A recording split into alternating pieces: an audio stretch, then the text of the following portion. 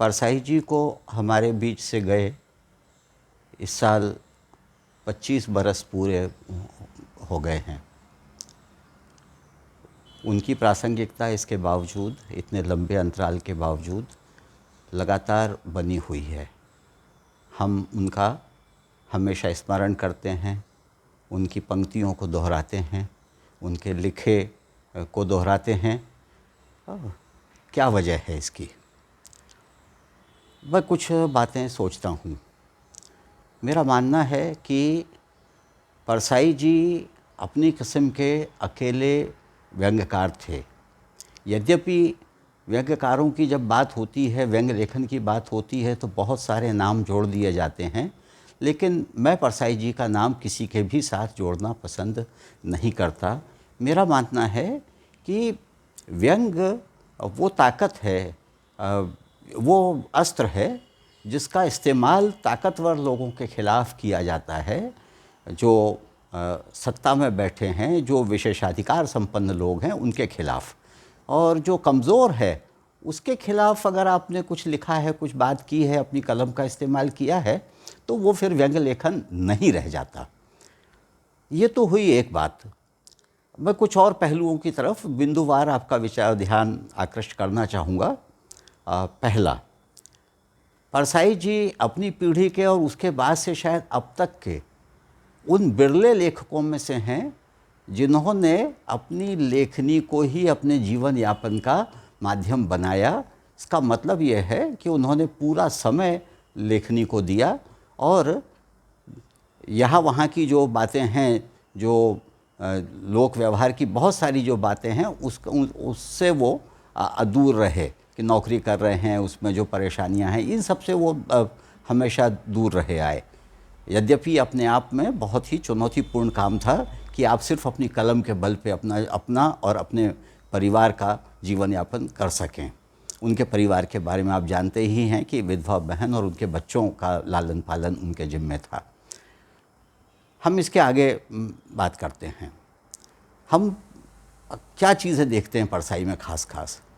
सबसे पहली बात, उनकी भाषा बेहद सरल थी। प्रेमचंद के अलावा और किस लेखक में इतनी सरल भाषा का परिचय मिलता है, ये आपको सोचना पड़ेगा। फिर परसाई जितने अध्ययनशील थे, बहुत विराट दायरा था उनका।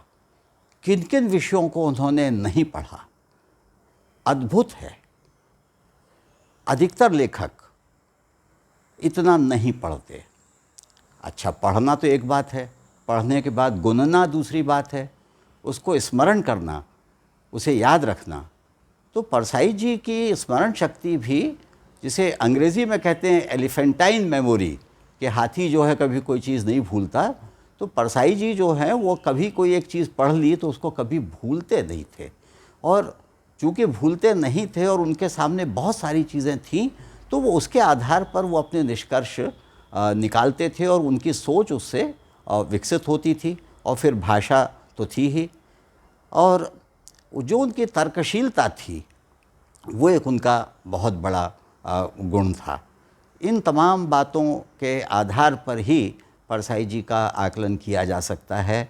उनके बारे में बहुत सी किंवदंतियाँ फैलाई गई, उनके बारे में बहुत सा दुष्प्रचार भी किया गया।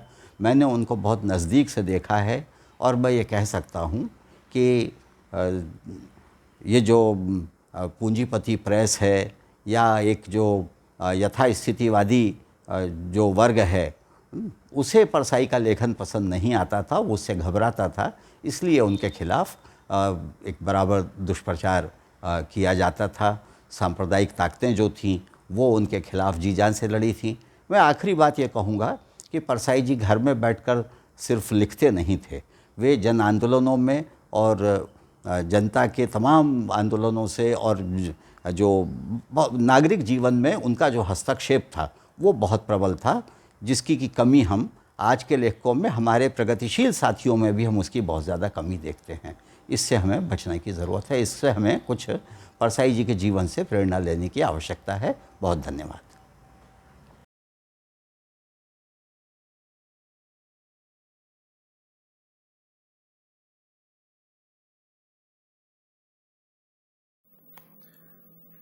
साथियों, सादर अभिवादन। आज जब हम परसाई जी की जयंती मना रहे हैं तो हमें परसाई जी के साथ साथ उनके द्वारा छोड़े गए मूल्यों को भी याद करना होगा कि उन्होंने अपने साहित्य के माध्यम से, अपने सृजन के माध्यम से जिन मूल्यों की स्थापना की, जिस मापदंडों की उन्होंने निर्माण किया, उसको हमें याद करना होगा और उसके आधार पर हमें आज अपने समय के प्रश्नों से जूझना होगा। परसाई जी ने व्यंग को साहित्य जगत में स्थापित किया था। दरअसल उनके अनुसार व्यंग की परिणति हास्य में नहीं होना चाहिए, वरन वह करुणा में होनी चाहिए, मानवीय मूल्यों के सरोकार के साथ होना चाहिए। और इसीलिए जब हम परसाई जी को पढ़ते हैं तो हमें समझ में आता है कि परसाई जी अपने समय के सामाजिक, राजनीतिक जीवन की विद्रूपताओं को, उनके लूप होल्स को इतने करारे ढंग से सामने लाते हैं कि हमें वो गुदगुदाते तो हैं, लेकिन अंततः उनकी परिणति करुणा में होती है और हम कहीं न कहीं मानवीय मूल्यों के साथ जुड़ते हैं। परसाई जी ने अपनी रचनाओं से, उनकी जो रचनाएं रही हैं, चाहे वो सदाचार का ताबीज हो या वैष्णव के संदर्भ में हो या आवारा भीड़ के खतरे हों या इस तरह के जितनी भी उनकी रचनाएं हैं, जब हम उनको पढ़ते हैं तो हमें समझ में आता है कि उन्होंने मध्य वर्ग के अंतर्मन को और साथ ही साथ जो आम जनता है उसके अंतर्मन को खोल के रख देते हैं, उसकी कमजोरियों को, उसकी ताकत को और उसके अंदर छिपे जो मंतव्य हैं उनको वो सामने लेकर आते हैं। तो परसाई जी ने जिन प्रगतिशील मूल्यों की स्थापना की थी, जब वो आवारा भीड़ के खतरे में कहते हैं कि वैचारिकी से रिक्त मन जो है, जो युवा है, उसको उस भीड़ का इस्तेमाल कभी भी किसी भी ताकत के द्वारा किया जा सकता है, तो हम आज उसको परिणित होते देखते हैं। दरअसल परसाई जी ने अपने साहित्य के माध्यम से भविष्य के लिए भी रेखांकन किया था अपने तत्कालीन के साथ साथ। परसाई जी जो माने उनकी जो बहुत बातें जो याद आने लायक है कि वो जनता से सीधा संवाद करते थे। खासतौर से देशबंधु में जो उनका कालम आता था, उसके माध्यम से जो उन्होंने जनता से सीधा संवाद किया, वो साहित्य और साहित्यकार को एक आम जनता से जोड़ता है और इसीलिए आम जनता जो है वो प्रगतिशील मूल्यों से जुड़ पाती है। और ये एक हमारे प्रगतिशील माने मूल्यों की जो साहित्यकारों के अभी की हाल के वर्षों में जो कमी रही है वो यही रही है कि हम जनता से सीधे सीधे तौर पर जुड़ पाने में कहीं ना कहीं हम कमज़ोर साबित हो रहे हैं, जो परसाई जी ने अपने समय में किया था। तो आज ज़रूरत इस बात की है कि परसाई जी की तरह हम जनता से सीधे जुड़ें, उनसे सीधे संवाद करें और साथ ही साथ जनता की ताकत और जनता की कमजोरी, जनता के विवशताएं, इन सब को इस तरह से साहित्य के रूप में, इस तरह से साहित्यिक स्वरूप उसको दिया जाना चाहिए जिससे जनता के अंदर जो है ये बात आए कि ये जो लिखा गया है ये हमारा अपना है, और तभी हम जनता को शिक्षित कर सकने का कार्य कर पाएंगे। परसाई जी अपने देशबंधु के माध्यम से कहते थे कि हम जनता को शिक्षित कर रहे हैं, और ये काम कहीं ना कहीं ये टूटा नहीं है। आज जब क्रोनी कैपिटलिज्म पूरी दुनिया में अपने पैर पसार चुका है, भारत इससे छूता नहीं है। पिछले कई सालों से हम देख रहे हैं कि ये जो क्रोनी कैपिटलिज्म की जो क्रिया है, भारतीय वैश्विक अर्थव्यवस्था के साथ साथ भारतीय अर्थव्यवस्था को भी कब्जे में करने की हर साल दर साल बहुत तेज होती चली जा रही है, और इसमें आम जनता कहीं ना कहीं आर्थिक विवशताओं से माने आर्थिक व्यवस्थाएं उसके ऊपर आ रही हैं। तो इन सब परिस्थितियों में जब हम देखते हैं तो हमें परसाई जी याद आते हैं। क्यों? क्योंकि उनके व्यंग जो हैं वो हमारी कमजोरियों को, हमारी ताकत को बताने के साथ साथ उसे हास्य में परिणित होने नहीं देते थे, बल्कि वो कहीं ना कहीं हमें लड़ने की ताकत देते थे। तो ये जो जीवन मूल्यों के साथ चलने की बात है, उसको हमको याद रखना पड़ेगा। आज जब हम देख रहे हैं कि बहुत तेजी के साथ राष्ट्रीय मूल्यों का क्षरण हो रहा है, तो परसाई जी या उनके जैसे जो दूसरे साहित्यकार थे, जो हमारे प्रगतिशील आंदोलन के प्रमुख नाम हैं, वो सब हमें याद करने होंगे और उनके द्वारा छोड़े गए मूल्यों को, उनके द्वारा छोड़े गए प्रतिमानों को हमें सही ढंग से अपनाना होगा। तभी हम अपने प्रगतिशील साहित्य के साथ न्याय कर पाएंगे। साथियों, आपने मुझे सुना, बहुत बहुत धन्यवाद।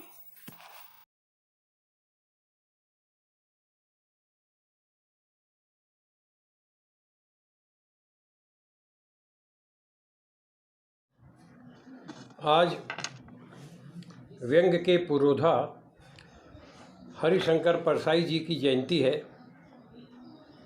मैं शिखर पुरुष परसाई जी को याद करते हुए अपनी एक व्यंग रचना का पाठ कर रहा हूँ। रचना का शीर्षक है पीछा करते प्रश्न और भ्रष्टाचार। सुनिएगा। क्या साहब अंदर बैठे हैं? आगंतुक ने सवाल दागा। साहब अंदर नहीं बैठेंगे तो कौन बैठेगा? साहब ही अंदर बैठे हैं, प्यून का जवाब मिला। और कोई बैठे हैं? हाँ, उनके बड़े साहब बैठे हैं। बड़े साहब कब से हैं? प्यून ने आगंतुक पर तिरछी निगाह फेंकते हुए कहा, यही कोई आधा घंटे से। लेकिन आप यह सब क्यों पूछ रहे हैं? कोई जासूसी वगैरह तो नहीं करते? समय खराब चल रहा है। नहीं नहीं, ऐसी बात नहीं है।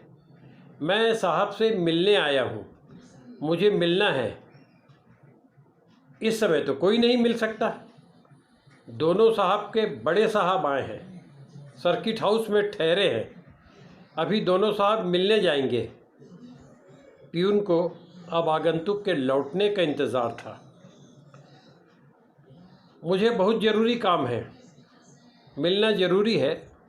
तुम चिट अंदर पहुंचा दो। देखिए साहब, यहाँ सब ज़रूरी वाले ही पहुंचते हैं। अभी हमारे साहब से कोई नहीं मिल सकता। चिट भी अंदर नहीं जा सकती। क्यों? चिट क्यों नहीं जा सकती? आपके क्यों का तो कोई जवाब नहीं बनता। साहब ने सख्त आदेश दिया है। मैं भी नहीं जा सकता। जब घंटी बजेगी तभी अंदर जा सकता हूँ। तुम समझ नहीं रहे हो, मेरा कुछ अलग किस्म का काम है।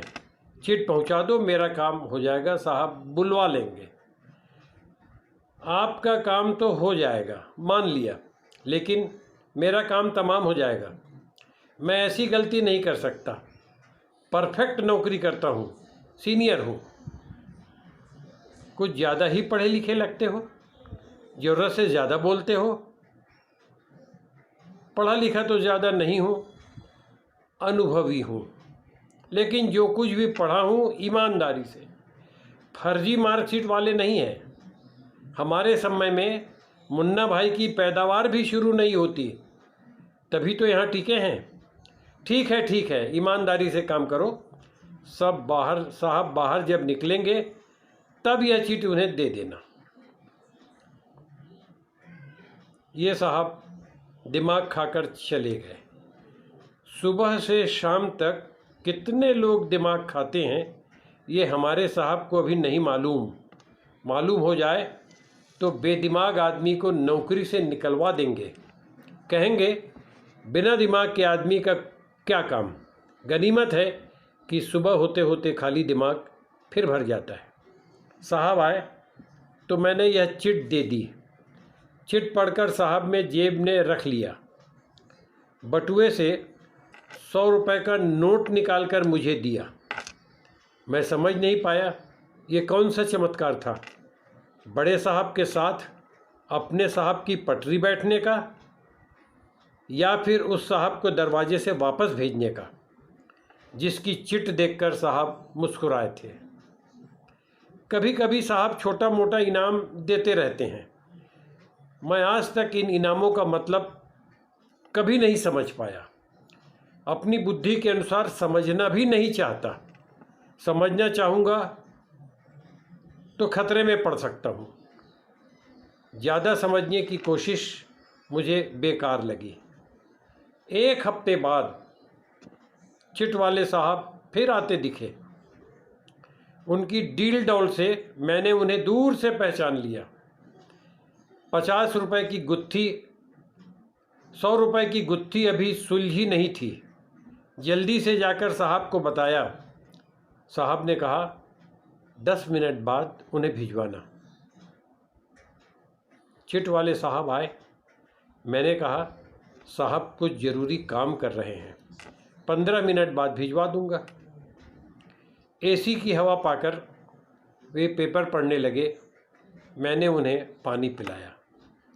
उनकी ओर देखकर हल्की मुस्कान बिखेरा। वे भी मुस्कुराए।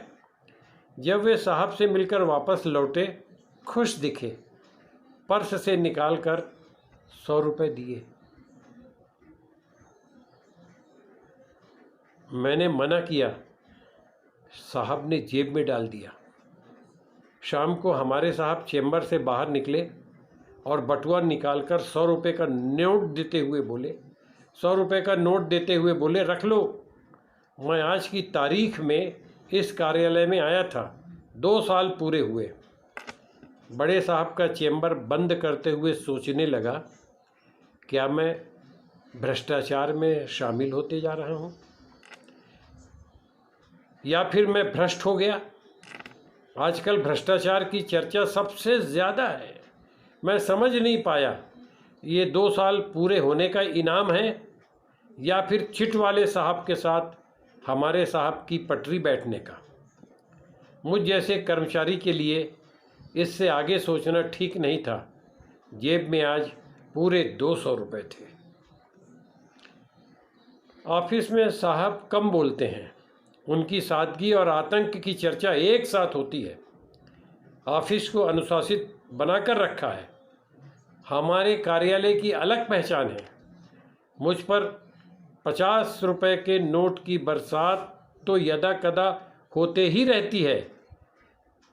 मैं इस रहस्य को समझ नहीं पाया। रहस्य के चक्रव्यूह को भेदना आज तक नहीं सीख सका। एक दिन मैंने अपने बेटे से इसकी चर्चा कर दी। वह कॉलेज में पढ़ता है, मुझसे ज़्यादा समझदार हो सकता है। सुनकर वह चुप रहा। एक दिन बेटे ने कहा, किसी दिन आपके साहब रुपए दें तो मना कर देना, दोबारा कहे तो भी मना कर देना। मुझे बेटे की समझाइश ठीक नहीं लगी। मैं घबराया, कहीं साहब नाराज़ हो जाए, ट्रांसफ़र न हो जाए, कहीं रुपये की बरसात ही न रुक जाए। मुझे नोटों की बरसात में भीगना अब अच्छा लगने लगा था। महंगाई की मार झेलते आदमी के लिए बेमौसम बरसात बड़ी राहत है। कई माह गुजर गए, साहब से नहीं कहने की हिम्मत मैं नहीं जुटा सका। एक दिन बेटे ने पूछ लिया, आपने किसी दिन नोट लेने से इनकार किया? मैंने कहा, अभी तक हिम्मत नहीं जुटा सका। बेटे ने कहा, नहीं कहकर देखिए, साहब नाराज़ नहीं होंगे। एक दिन चेंबर में संपन्न जरूरी मीटिंग के बाद साहब 50 रुपये का नोट दे रहे थे। मैंने मना कर दिया। साहब को घोर आश्चर्य हुआ। उन्होंने फिर नोट बढ़ाया। मैंने नमस्कार की मुद्रा बना दी। साहब के चेहरे पर गुस्सा नहीं दिखा। बटुए से 100 रुपये निकाल कर मेरी ओर बढ़ाया। अब मुझसे रहा नहीं गया। इसके आगे क्या करना है बेटे ने नहीं बताया था। मैंने नोट तुरंत ले लिया। मुझे पूरा विश्वास हो गया कि लड़का मुझसे ज़्यादा योग्य और तजुर्बेकार है। एक झटके में आमदनी बढ़ गई। घर आकर बेटे को बताया। उसने कहा, साहब ने आपकी खुराक बढ़ा दी, अब ऐसा ही चलेगा। बेटे की बात सुनकर ऐसा लगा कि मैं आदमी से घोड़ा बन गया। बेटे की बात सुनकर ऐसा लगा कि मैं आदमी से घोड़ा बन गया। अंतिम दूसरे दिन डरते डरते ऑफिस आया। दिन भर उदासी ने मुझे घेरे रखा। शाम तक मेरे प्रति साहब के व्यवहार में कोई परिवर्तन नहीं दिखा। मेरा डर समाप्त हुआ। क्या मैं अब भ्रष्ट हो गया? क्या बड़े साहब भ्रष्टाचार में डूबे रहते हैं? मेरे ऊपर नोटों की बरसात क्यों होती है? क्या भ्रष्टाचार ऐसे ही पनपता है? ये सारे प्रश्न मेरा पीछा करते दिखे और मैं अत्यंत असहाय। धन्यवाद। बहुत बहुत आपने सुना।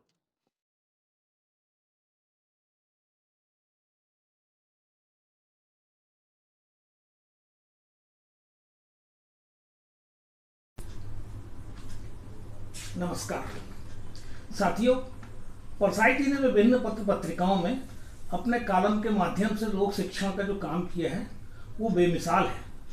उनके कॉलमों को पढ़ते पढ़ते हमारे जैसे अनेक साथियों में चीज़ों को देखने की, समझने की दृष्टि विकसित हुई है। रायपुर से प्रकाशित लोकप्रिय समाचार पत्र देशबंधु में एक नियमित कॉलम आता था, पूछिए परसाई से।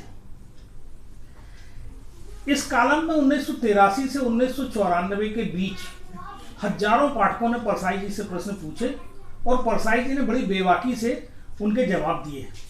प्रस्तुत है देशबंधु में परसाई जी के कॉलम पूछिए परसाई से के प्रश्न और परसाई जी के जवाब। भारत में कम्युनिस्ट पार्टी का उदय किसके निर्देशन व किन परिस्थितियों में हुआ था? ये एक प्रश्न है और परसाई जी का जवाब है, भारत में सबसे पहले भारतीय कम्युनिस्ट पार्टी के नाम से संगठन मानवेंद्र नाथ राय ने बनाया था, पर यह पार्टी भारत में नहीं थी। मानवेंद्र नाथ राय विदेश में जहां भी होते वहीं भारत की कम्युनिस्ट पार्टी होती। विधिवत कम्युनिस्ट पार्टी की स्थापना 1925 में कानपुर में हुई। 1917 की रूसी साम्यवादी क्रांति से भारत के बुद्धिजीवी और श्रमजीवी प्रभावित हुए थे।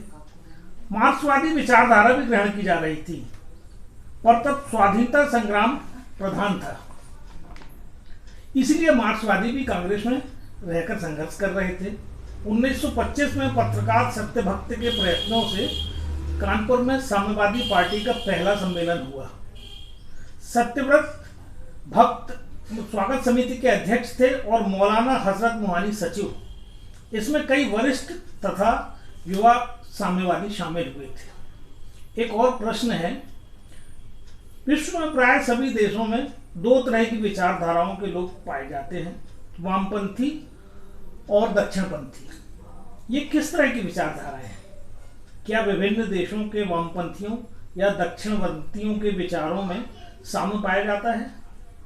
मसलन भारत की दक्षिणपंथी भाजपा और फ्रांस की वर्तमान दक्षिणपंथी सरकार।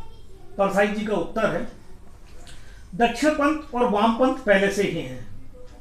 हमारे यहाँ धर्म में भी वाम मार्ग था। उत्पादन के साधनों, अर्थव्यवस्था और राजसत्ता की प्रकृति के कारण दक्षिण और वाम होते हैं। दक्षिणपंथ हमारे जमाने में पूंजीवादी पद्धति को कहते हैं और समाजवाद वामपंथ है। दक्षिणपंथी दकियानूस होते हैं और वामपंथी परिवर्तन में विश्वास करते हैं। दक्षिणपंथियों का विश्वास है कि उत्पादन के साधनों पर निजी पूंजीपतियों का आधिपत्य हो, अर्थव्यवस्थाओं में इसी वर्ग के हाथों में हो और राजसत्ता भी इसी पूंजीपति वर्ग के हाथों में हो। समाजवादियों का विश्वास है कि उत्पादन के साधनों पर व्यक्ति या उसके किसी गुट का अधिकार नहीं, पूरे समाज का अधिकार है। इसी तरह अर्थव्यवस्था पर कुछ पूंजीपतियों का कब्जा न हो और सरकार के माध्यम से समाज के हाथों में हो। ये तभी संभव है जब पूंजीपति वर्ग खत्म हो और सरकार समाजवादी हो। मूल विश्वास हर देश के दक्षिणपंथी और वामपंथी के एक से होते हैं। ये परस्पर सहयोग भी करते हैं। साम्यवाद अंतरराष्ट्रीयता में विश्वास करता है, विश्व के श्रमिकों की एकता और उनकी राजसत्ता विश्व भर में कायम करना चाहता है। एक और प्रश्न है, ये तो स्पष्ट है ही कि आप साम्यवाद के समर्थक तथा पूंजीवाद के घोर विरोधी हैं। मैं पूछना चाहता हूं कि साम्यवादी शासित रूस को छोड़कर और किसी देश ने इतनी उन्नति की है, जबकि पूंजीवादी व्यवस्था में America, Britain, France, Japan, Italy तथा जर्मनी ने खासी उन्नति की है, चाहे वो अत्यधिक भौतिकवादी उन्नति ही क्यों ना हो। क्या ये पूंजीवादी व्यवस्था की महत्ता व विशेषता पर प्रभाव नहीं डालता? देखिए, परसाई जी का जवाब है। इस प्रश्न के उत्तर के लिए तो लंबा लेख लिखना पड़ेगा। उन्नति आप किसे कहते हैं? सिर्फ विज्ञान तकनीक में आगे बढ़ने, उत्पादन करने, मुनाफा कमाकर संपन्न होने, हथियारों में ताकतवर होने को, या कुछ और? ये वास्तविक उन्नति नहीं है। इसके साथ ही चाहिए जनता की खुशहाली। रूस में वर्ग नहीं है, गरीबी नहीं है, बेकारी नहीं है। संविधान में रोजगार का अधिकार है, गरीबी की रेखा नहीं है, गंदी झोपड़पट्टियां नहीं है, कोई फुटपाथ पर नहीं सोता, महंगाई, कालाबाजारी, जमाखोरी नहीं है, भूखमरी नहीं है, जन्म से लेकर मृत्यु तक सुरक्षा की गारंटी है। अमेरिका में 18% बेकारी है, गरीबी है, भूखमरी है। राष्ट्रपति भवन के सामने के पार्क में ही मुफ्त भोजन बांटने का केंद्र है। गंदी बस्तियां हैं, मनमानी कीमतें हैं, काफी बड़ी संख्या में लोग गरीबी रेखा के नीचे रहते हैं, बेकार लोग हैं, बेकारी हैं, सामाजिक सुरक्षा बहुत कम है। अब आप सोचिए, कौन सी व्यवस्था वास्तव में उन्नत है? साथियों, हमारे भिलाई इप्टा के और प्रगतिशील लेखक संघ के एक बहुत जागरूक साथी कमलेश वर्मा है। उनने 1984 में, देखिए, परसाई जी से एक प्रश्न पूछा था जो आज भी मौजूद है। धर्मनिरपेक्षता का क्या मतलब है? वर्तमान स्थिति को मद्देनजर रखते हुए क्या धार्मिक स्वतंत्रता देना उचित होगा? परसाई जी का उत्तर देखिए। धर्मनिरपेक्षता अंग्रेजी सेक्युलर का हिंदी कर लिया गया है, पर सेक्युलर का अर्थ इहलौकिक है। ये यूरोप में टेम्पोरल, धार्मिक पर लौकिकता के विरुद्ध एक आंदोलन यूरोप के मध्य युग से चला आ रहा था। सेक्युलर आंदोलन का उद्देश्य ईसाइयों के जीवन पर चर्च के शासन को खत्म करना रहा है। भारत में अनेक धर्म हैं। धर्म के आधार पर बने सांप्रदायिक आंदोलनों ने ही पाकिस्तान बनवाया। खालिस्तान का आंदोलन भी धर्म पर आधारित है। अकाली राजनीति धर्म पर आधारित है। आरएसएस का हिंदू राष्ट्र भी धर्म पर आधारित है। धर्म राज्य लोकतांत्रिक नहीं रह सकता। उदाहरण हमारे सामने है पाकिस्तान तथा बहुत से अरब राष्ट्र। यहाँ इस्लाम के नाम पर या तो तानाशाही है या राजशाही। भारत के संविधान निर्माताओं ने देश को धर्मनिरपेक्ष राज्य रखा, यानी राज्य का कोई धर्म नहीं होगा। धर्म के कारण नागरिक अधिकारों में कोई भेद नहीं होगा। इसका मतलब सर्वधर्म समभाव नहीं है, यानी शासन द्वारा दिवाली, ईद, क्रिसमस सब मनाना नहीं है। वास्तविक मतलब है धर्म और उसके कर्मकांडों से राष्ट्र का सर्वथा मुक्त होना। धर्म व्यक्तिगत मामला है, सामूहिक या राष्ट्रगत नहीं। इस दृष्टि से राष्ट्रपति, प्रधानमंत्री, मुख्यमंत्री का हर धर्म के उत्सव में चले जाना, मंदिर, मस्जिद, चर्च चले जाना गलत है। एक ही धर्म के प्रतीकों को राज्य द्वारा ग्रहण करना भी गलत है। एक अन्य प्रश्न है, श्री पुरुषोत्तम मागेश ओक जी ने पाठ्य पुस्तक के विपरीत भारतीय इतिहास पर कुछ पुस्तकें लिखी हैं जिससे मैं पूर्ण रूप से सहमत हूं। आपकी उन पुस्तकों भारतीय इतिहास की भयंकर भूलें, भारत में मुस्लिम सुल्तान आदि के विषय में क्या राय है? परसाई जी का उत्तर है, इतिहास एक विज्ञान है, भौतिक विज्ञान की तरह। हिंदू इतिहास और मुस्लिम इतिहास नहीं होता। ओक के लेख मैंने पढ़े हैं, उनके लेखों पुस्तकों पर गंभीर इतिहासकारों ने कोई ध्यान नहीं दिया। अनेक ओक सांप्रदायिक पूर्वाग्रह से ग्रस्त हैं। वे इतिहास को हिंदुओं के कीर्तन और मुसलमानों की निंदा मानते हैं। उनकी दृष्टि अवैज्ञानिक है। ऐतिहासिक शक्तियों की पहचान उन्हें नहीं है। सारे मठ जिन्हें पहले मंदिर थे, ये बताना इतिहास नहीं है। बहरहाल सांप्रदायिक रुझान के लोगों के सिवा कोई ओक को गंभीरता से नहीं लेता। हाँ, कभी कोई हिटलर पैदा हुआ तो वह जरूर इन पुस्तकों का उपयोग फासिस्टवाद के लिए करेगा। एक अन्य प्रश्न है, मैंने एक पुस्तक पढ़ी थी, गांधीवत क्यों? इसमें नाथूराम गोडसे ने लिखा है, गांधी जी ने देश को छलकर देश के टुकड़े किए, क्योंकि ऐसा न्यायालय या कानून नहीं था जिसके आधार पर ऐसे अपराधी को दंड दिया जा सकता है। इसलिए मैंने गांधी को गोली मारी। उनको दंड देने का केवल यही एक तरीका रह गया था। मैंने देश और जाति की भलाई के लिए यह काम किया। मैंने उस व्यक्ति पर गोली चलाई जिसकी नीति से हिंदुओं पर घोर संकट आई, हिंदू नष्ट हुए। क्या गोडसे ने ये सही लिखा है, या गांधी जी को उस समय बदनाम करना चाहते थे? आप भी इस संबंध में कुछ तर्क प्रस्तुत करें। इसके लिए परसाई जी लिखते हैं, नाथूराम गोडसे एक अत्यंत खतरनाक विचारधारा की उपज था। ऐसे ही खतरनाक विचारधारा हिटलर की थी, जिसके आधार पर उसने नाजी पार्टी बनाई, तूफानी दस्ते बनाए, क्रूरता, अमानवीयता, हिंसा की बाकायदा शिक्षा दी, केवल हिंसा को नैतिकता बताया। ये विचारधारा है फासिस्टवाद। इसने 40 साल पहले यूरोप को तबाह कर दिया था और पूरी दुनिया को तबाह करने की उसकी तैयारी थी। इस विचारधारा के अनुसार कोई जाति या नस्ल अपने को श्रेष्ठ मान लेती है, दूसरी जातियों को दबाना चाहती है, उन्हें कुचलकर उन पर शासन करना चाहती है। हिटलर मानता था कि जर्मन आर्य सबसे ऊंची नस्ल के हैं, सारी मनुष्य जाति पर जो घटिया किस्म की है, राज करने का उन्हें हक है।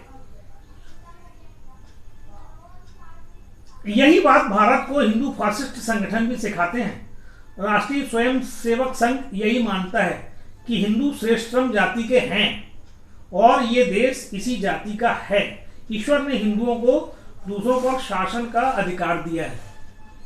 इसी तरह फासिस्ट विश्वास मुसलमानों के कुछ संगठन का है, जैसे जमायत इस्लामिक। ये इस्लामिक निजाम मानते हैं, जहां इस्लामी हुकूमत नहीं है वहां कायम करना है, और जब तक यहाँ इस्लामी हुकूमत कायम न हो जाए वो मुसलमानों के लिए परदेश है। राष्ट्रीय स्वयंसेवक संघ तथा जमायत इस्लामी धर्म को राष्ट्र का आधार मानते हैं। गांधी जी के विरुद्ध खूब जहर फैलाया जा रहा था, क्योंकि वे भारत विभाजन के खिलाफ थे और धर्म को राष्ट्र का आधार नहीं मानते थे। हिंदू सांप्रदायिक संगठन स्वाधीनता की लड़ाई से दूर रहे। वे अंग्रेज समर्थक भी थे। अंग्रेजों ने भारत के हिंदुओं का शोषण किया, पर ये हिंदू संगठन इसे स्वीकार करते रहे। इनके मन में हिंदुओं के लिए प्रेम कैसे पैदा हो गया? भारत विभाजन के कई कारण थे, उन्हें यहाँ फिर नहीं लिखूंगा, पर केवल गांधी जी को लक्ष्य बनाने का उद्देश्य था गांधी के उस विचार को बदनाम करने का कि राष्ट्र का आधार धर्म नहीं होता, भारत हिंदू राष्ट्र नहीं है।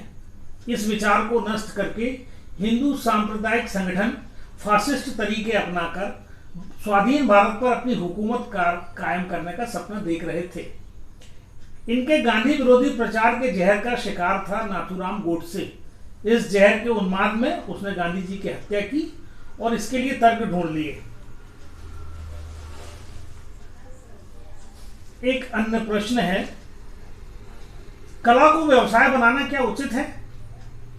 क्या ऐसा करने से कला की मूल अवधारणा में कोई फर्क नहीं पड़ता? उत्तर है, कला का उद्देश्य सौंदर्य का सृजन है। कला में सुंदर सिर्फ वह नहीं है जो अच्छा दिखाई दे या अच्छा सुनाई दे।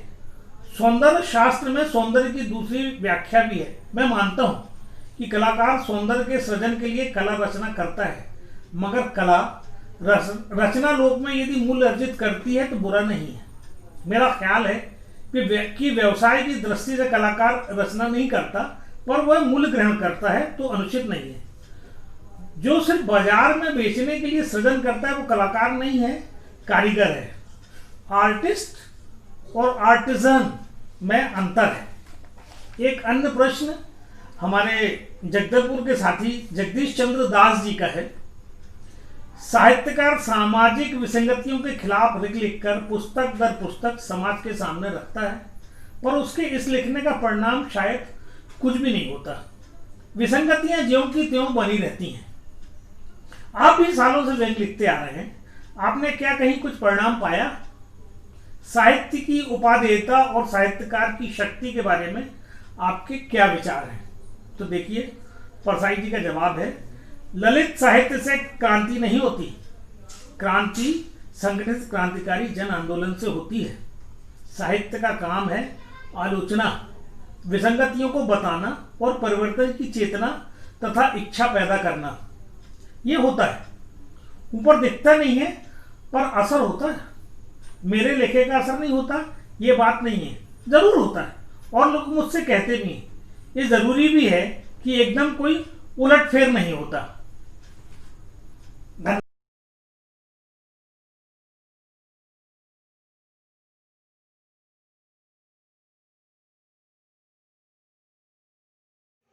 नमस्कार, मैं अजय कुमार तिवारी अंबिकापुर से। आज मैं तट की खोज, जो परसाई की दीर्घ कथा है, तट की खोज और हरिशंकर परसाई विषय पर मैं अपनी कुछ बात रखना चाहता हूँ। हरिशंकर परसाई भारतीय साहित्य की ऐसी शख्सियत है जिन्होंने मानव समाज को बेहतर बनाने के लिए साहित्य को हथियार के रूप में इस्तेमाल किया। परसाई निरंतर उसकी धार को पैनी करते दिखाई देते हैं। परसाई मूलतः कबीर की तरह समाज सुधारक हैं, साहित्यकार बाद में। परसाई कबीर के संस्कारों से संस्कृत हैं और अपने साहित्य से संघर्ष की नई परिभाषा गढ़ते हैं। उनकी रचनाएं समाज के ढांचे की विकृतियों को दूर करने के लिए संकल्पित हैं। परसाई के पात्रों का दायरा बहुत विस्तृत है और पाठकों का भी। उनके लेखन के विषय प्रधानमंत्री, सांसद, मंत्री, अफसर, कर्मचारी, वकील, जज से लेकर महाविद्यालय और विश्वविद्यालय के प्रोफेसर, छात्र, सेठ, साहूकार, खोमचे वाले, ठेले वाले, निठल्ले, बेरोजगार, समाज के हर जाति और धर्म के लोग हैं और उनके पाठक भी, हर वर्ग, हर जाति, हर धर्म के। उसमें बच्चे भी हैं, किशोर भी हैं, युवा भी हैं, वृद्ध हैं, पुरुष भी हैं और स्त्रियां भी। तट की खोज परसाई की एक दीर्घ कथा है जो नारी मुक्ति की एक अलग कहानी कहती है। यह कहानी शायद कहानी के इतिहास में प्रथम बार यह स्थापित करती है कि स्त्री की मुक्ति और उसके जीवन का विकास बिना पुरुष वर्ग के अवलंबन के भी संभव है। उसके कथानक की संक्षिप्त चर्चा करना चाहता हूँ। कहानी की नायिका शीला एक विदुषी लड़की है जिसके पिता सेवानिवृत्त व्यक्ति हैं और अपनी पुत्री के विवाह को लेकर चिंतित हैं, जैसा आमतौर पर समाज में होता है। दहेज न जुटा पाने के कारण वे चिंता में घुलते रहते हैं। समाज के लोलुप चरित्र और पिता की बेबसी पर शीला कहती है। वे जगह जगह विवाह की बात चलाते, पर हर बार लड़के वालों की मांग उनके सामर्थ्य की सीमा लांघ जाती। वे सब लोग हाथ में तराजू लिए थे, जिनके एक पलवे पर बेटे को रखते थे। मुझे मेरी समस्त विद्या, बुद्धि और सौंदर्य के साथ दूसरे पलवे पर रख कर देखते तो हर बार मेरा ही पलवा हल्का पाते। मोहल्ले में बुद्धिजीवी एक युवक है जो प्रोफेसर है, वह क्रांतिकारी लेख लिखता है। लेख में वह समाज के जर्जर रूढ़ियों और पाखंड पर, मिथ्याचार पर कटु प्रहार करता है। वह शीला को एक प्रेम पत्र लिखकर प्यार जताता है। एक रात ऐसी परिस्थिति पैदा होती है कि सिनेमा देखकर लौटते वक्त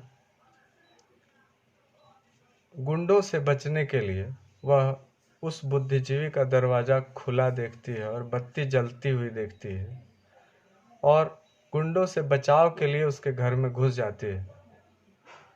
लेकिन बदनामी के भय से वह क्रांतिकारी व्यक्ति, जो क्रांतिकारी लेख लिखा करता है, समाज सुधार का दावा करता है, घर के पिछले दरवाजे से भाग जाता है। मोहल्ले वाले उस पर बदचलन होने का आरोप लगाकर, शीला को बदचलन का आरोप लगाकर उसे बदनाम करते हैं। उस बदनामी के कारण उसका विवाह और मुश्किल हो जाता है और उसी चिंता में घुलकर पिता की मृत्यु हो जाती है। कालांतर में शीला की सहेली विमला का भाई मनोहर आगे आता है। वह उससे हमदर्दी जताता है और विवाह करने को तैयार हो जाता है, परंतु उसके घर वाले उसके खिलाफ हैं। निराश्रिता शीला एक पत्र लिखकर स्वयं उस विवाह से इनकार कर देती है और यह लिखकर घर छोड़कर चली जाती है कि वह तट की खोज में जा रही है। कहानी की मुख्य पात्र शीला है, जो ज्ञानी और प्रबुद्ध होने के साथ साथ बहुत धैर्यवान है। वह वैज्ञानिक तर्कों की कसौटी पर कसकर हर कदम का फैसला करती है। वह निर्भीक है, वह पढ़ी लिखी है, वह सिर ऊंचा करके चलती है। पिता की मृत्यु के पश्चात भी वह अपना धैर्य नहीं खोती और अपने ही घर में रहती है। किसी रिश्तेदार के पास भी जाना वह गवारा नहीं करती। अत्यंत दृढ़ता से सभी परिस्थितियों का मुकाबला करती है। वह साबित करती है कि स्त्री को जीने के लिए पुरुष का अवलंब आवश्यक नहीं है। पुरुष और स्त्री का संबंध लता वृक्ष सा नहीं होना चाहिए। वह पुरुष की दया नहीं चाहती, वह बराबरी की बात करती है। वह विवाह संबंध में पुरुष वर्ग का वर्चस्व उसे पीड़ित करता है। वह कहती है, फोटोग्राफर के सामने जब मैं बैठाई जाती तो मेरी अंतरात्मा क्रोध और आत्मग्लानि से भर जाती। मैं जानती थी कि यह फोटो माल के नमूने की तरह किसी व्यापारी के पास भेजी जाएगी, परंतु दूसरी ओर से कभी चित्र नहीं आया, क्योंकि खरीदार ही माल की परख करता है, माल खरीदार को नहीं देखता। इन बातों से परसाई समाज की विकृति पर खुलकर प्रहार करते हैं। शीला आत्मविश्वास से ओतप्रोत है और सामाजिक कुरीतियों के प्रति विद्रोह उसमें कूट कूट कर भरा है। वह दहेज के सख्त खिलाफ है। वह अपनी सहेली विमला से कहती है, हमें बिना पैसे के कोई लेने को तैयार नहीं, तो हमें विवाह करने से इनकार कर देना चाहिए। अगर हमारी एक पीढ़ी इसी प्रकार विद्रोह कर दे तो लोगों की अक्ल ठिकाने आ जाए।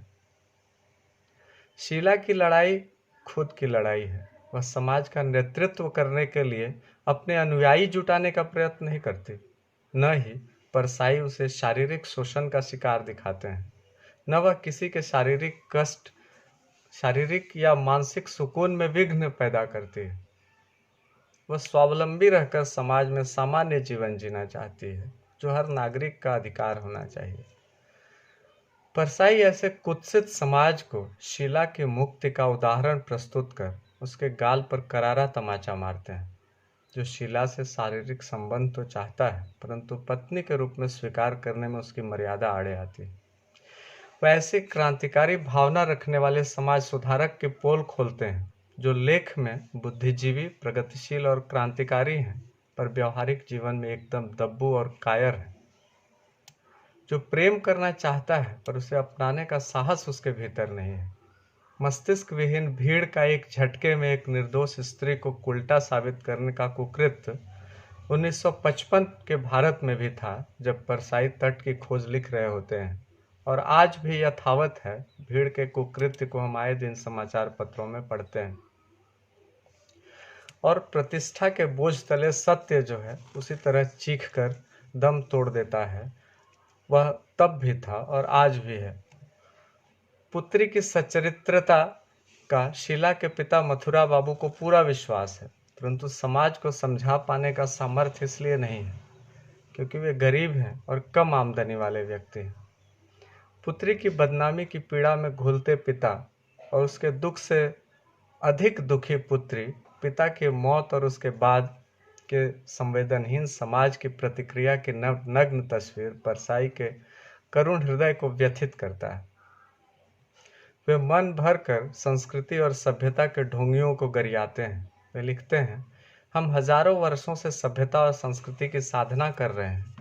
ज्ञान, विज्ञान, दर्शन, धर्म की उपलब्धि पर हम गर्व करते हैं, पर अनेक बातों में पशु से ऊपर कहाँ उठ पाए हैं। हम उस बंदर की तरह हैं जो आदमी की पोशाक पहनकर आदमी का अभिनय करता है। समाज की दोहरी मानसिकता परसाई को बेचैन करती है। वे इस पीड़ा का बखूबी अनुभव करते हैं। लोग क्या कहेंगे टाइप खोखली संस्कृति वालों के पीछे डंडे लेकर खड़े हैं। वे कहते हैं कि मिथ्या नैतिकता सिखाने वाले मोटर में बैठकर क्लब में पहुंचकर सोसाइटी गर्ल के साथ विलास करते हैं और गरीब आदमी को सिखा देते हैं कि अगर कोई लड़की किसी लड़के से बात कर रही हो तो हल्ला कर देना, क्योंकि यह बड़ा पाप है। हजारों सालों से हमने संस्कृति और सभ्यता की साधना की है, पर भेड़िए सरीखा बर्ताव करते हैं। कहानी की नायिका शीला भावुक कम है, उसका हृदय चट्टान की तरह दृढ़ है। उसे अपने जीवन के उद्देश्य के प्रति दृढ़ता है। वह परिस्थितियों का मुकाबला करने में अपने संकल्प से कभी पीछे नहीं हटती। वह समाज पर क्रोध भी नहीं करती। उसे समाज की दकियानुसी और घृणित सोच पर दया आती है। वह जब उसकी सहेली विमला का भाई जब उससे विवाह का फैसला करता है तो इस कारण से वह एक पत्र लिखकर विवाह से इनकार कर देती है, क्योंकि उस व्यक्ति को अपने परिवार के खिलाफ लड़ाई लड़नी होगी और शायद उसको अपने कैरियर को लेकर भी बहुत से समझौते करने पड़ेंगे। वह यह लिखती है, मैं जीवन को फिर से आरंभ करने जा रही हूँ। यहाँ की जमीन विषाक्त हो गई है मेरे लिए। मैं दूसरी जमीन में जाकर जीवन का रोपा लगाऊंगी। मैं पलायन नहीं कर रही हूँ, नए जीवन की खोज में जा रही हूँ। कहानी में कुल 5 पात्र हैं जिनके बीच कुछ संवाद होता है। अधिकांश पात्र मूक हैं, जिसके कारण मूक पात्र हैं और जो पात्र बोलते हैं उसमें भी परसाई का बुद्धिवाद हावी है। कहानी देश काल के अनुकूल है, उद्देश्य में सफल है। भाषा उसकी निबंधात्मक है, जिसके कारण कहानी की संवेदनात्मकता, कहानी की संवेदना थोड़ी दबी हुई सी जान पड़ती है। शीला के पत्र की का अंतिम अनुच्छेद जो है उसकी पंक्ति, इसलिए मैंने सोचा आपको मुक्त कर दूं। हमें डॉक्टर रांगे राघव की गदल, हजारी प्रसाद द्विवेदी की निपुणिका, जयशंकर प्रसाद की चंपा और प्रेमचंद की धनिया याद दिलाती है। पर समग्र में देखने पर शीला उन सब में, या कह सकते हैं कि अब तक की किसी भी कहानी के सभी नारी पात्रों में अधिक सशक्त, निर्भीक और नारी मुक्ति का बेहतरीन उदाहरण है। सशक्त नारी चरित्र के कारण यह कहानी कालजयी कहानी है और सदा पठनीय रहेगी। धन्यवाद।